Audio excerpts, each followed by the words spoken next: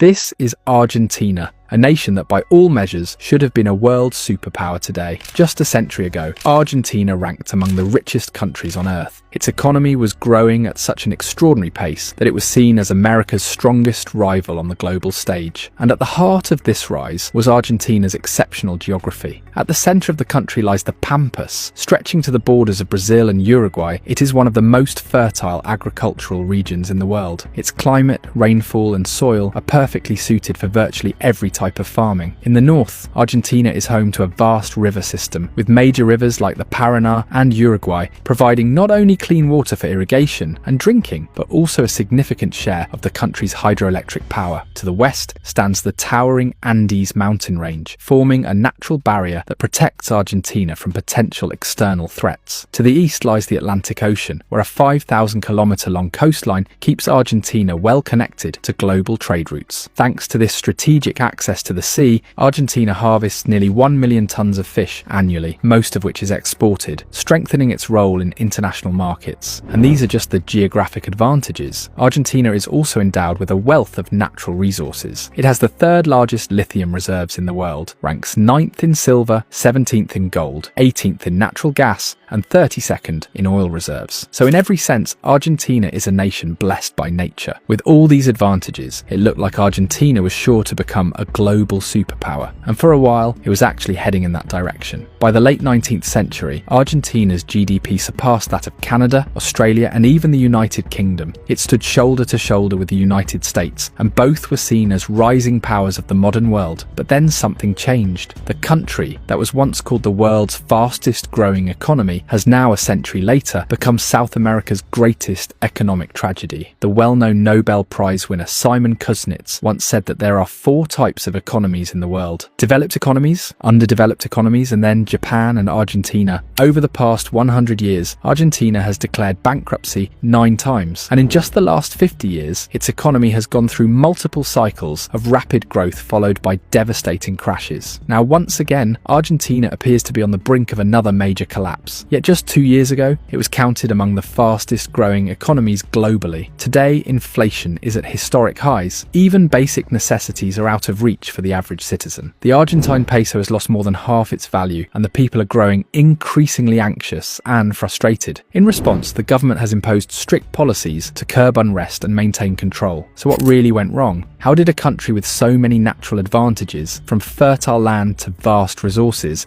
fail to become a world power? This story holds important lessons for all of us, especially economists and policymakers, about how even the most promising countries can end up failing. In this video, we'll examine, why does Argentina's economy seem to collapse every few years? Despite its ideal geography and abundant resources, what has prevented Argentina from rising to global prominence? And finally, can Argentina avoid another impending economic crisis?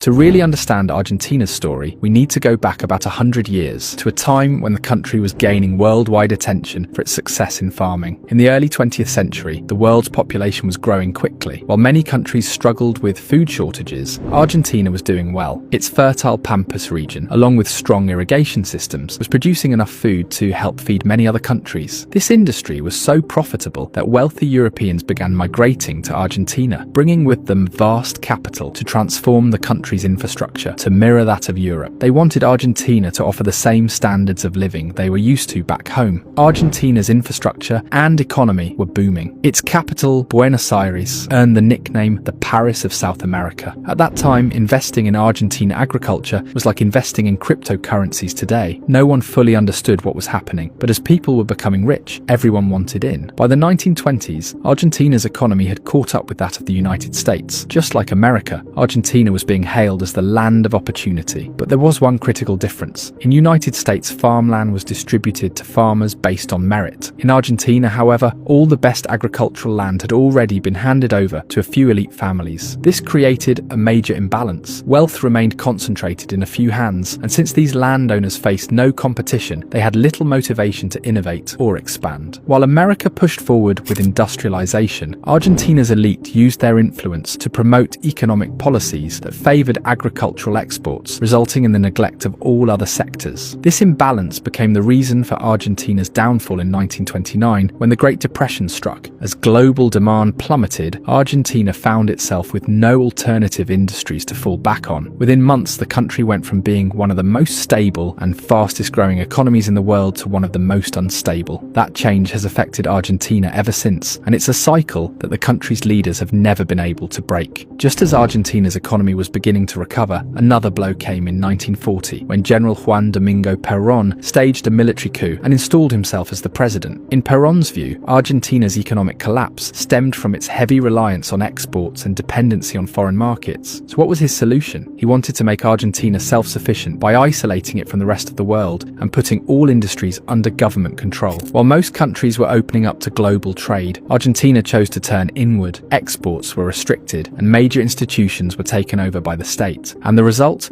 Top businesses and exporters started leaving the country. Although Perón was removed from power in the 1950s through another military coup, his economic policies persisted. Argentina effectively became a socialist state, where the government handed out generous subsidies and high salaries. But due to nationalization, only a handful of industries offered jobs. The private sector had all but disappeared, as most investors had already taken their capital elsewhere. With the economy no longer bringing in enough money, the government struggled to keep its promises to the people, and since the public was used to a high standard of living, cutting those benefits wasn't seen as an option. To cover the gap, Argentina's leaders started borrowing more and printing extra money. This caused inflation to rise sharply, and it became one of the country's biggest problems. Borrowing from organizations like the IMF and the World Bank always comes with conditions. The loans have to be repaid within a set time and at specific interest rates. To meet these requirements, the government had two main choices: either raise taxes to bring in more money or print more currency. But both options push prices up. When more money is printed, people tend to spend more. That increases demand, and higher demand leads to inflation. While Argentina became increasingly trapped in a vicious cycle of debt and money printing, political instability also worsened. Governments were changing every few years, which further worsened the crisis. By the 1980s, Argentina's economic situation had severely deteriorated. To divert public attention from the crisis, Argentina's military dictatorship launched an attack on the Falkland Islands in 1982. However, the operation was unsuccessful, and instead of achieving any significant gains, Argentina ended up bankrupt. To manage this default, the government began printing even more money, which led to skyrocketing inflation. Basic necessities became unaffordable for the average person, and nationwide protests broke out. This cycle continued until 1990, when a new government introduced a drastic policy. It pegged the Argentine peso to the US dollar, meaning Argentina could no longer print money at will. Since for the past 30 years the country had been financing its expenses primarily by printing currency, this new system came as a major setback. And there was now only one way to fill the gap, which was foreign loans. The government once again turned to the IMF, taking on heavy loans to keep the economy afloat. To win over voters, it launched unaffordable development projects. At first, this approach brought short-term economic growth, but every 3 to 5 years, when loan repayments were due, the economy would crash again. We've seen the exact same pattern in recent years in countries like Pakistan. Political parties make big promises to win elections, but once they're in power, they realize there's not enough money to keep those promises. So they return to the IMF, take out more loans, start a few projects to win public support, even though the government can't really afford them, and then wait for the next election. The next government comes in, inherits the debt, and to avoid losing popularity, borrows even more. And this cycle of debt keeps repeating, with no end in sight. In the last 20 years, this has been Argentina's reality. The country experiences brief periods of economic boom, followed by devastating crashes every few years. And now it once again appears that Argentina is heading toward a major economic collapse. So what needs to happen to stop this? First and foremost, Argentina must get its spending under control. The public needs to be given realistic expectations, and the country must learn to say no to IMF loans. Yes, there will be short-term consequences. People will have to make sacrifices. Salaries may decrease, taxes may rise, and government benefits may be reduced. But in the long term, this is the only path to breaking the cycle of debt. Secondly, Argentina must open itself up to global trade. Despite having an exceptional maritime position, Argentina's share in global trade is shockingly low. To boost trade, it must modernize its agriculture sector and adopt new technologies. The policy of cutting itself off from the world must finally come to an end, because in today's age of globalization, you cannot innovate without being connected. Third, and perhaps most importantly, political stability is essential. No investor wants to invest in a country where the future is uncertain. If the people living in the country aren't sure what the future holds, why would anyone from outside choose to invest there? Argentina is, without a doubt, a gifted nation. With the natural resources that nature has blessed it with, Argentina still has the potential to become a global superpower. Argentina and the United States show just how important long-term planning really is. In the US, leaders looked ahead, made smart decisions, and focused on merit. That's why today, America is the world's largest economy. Argentina, on the other hand, kept making poor choices. Even though it was once on the same level as the US, it has now fallen far behind. These are the sources we consulted while creating this video. If you enjoy the content on our channel, we kindly request you to subscribe. It may seem like a small gesture to you, but it gives us tremendous motivation. We'll see you in the next video with another fascinating topic. Take care of yourself.